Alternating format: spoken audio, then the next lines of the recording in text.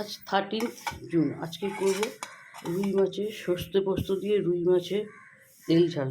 তার জন্য কড়াই আমি দিয়ে দিলাম মাস্টার্ড অয়েল, তার মধ্যে কালো জিরা। আর এবার দেবো সর্ষে পোস্ত বাটা। এখানে পোস্ত বেটে রেখেছি মিক্সিতে।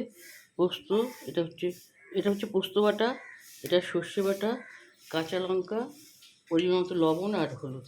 এই দিয়ে আজকের রুই মাছের, এবং রুই মাছও ভাজা আছে, এই দিয়ে হবে আজকে রুই মাছের সর্ষে পোস্ত বাটার রেসিপি।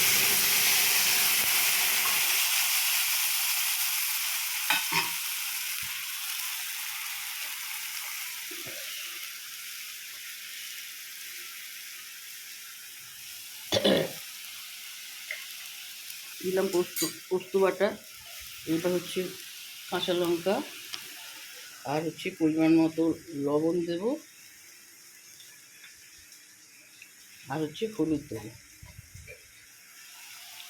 এটাতে বেশি ঝোল রাখবো না, এটা শুকনো শুকনো করতে হবে, যেহেতু এটা তেল ঝাল।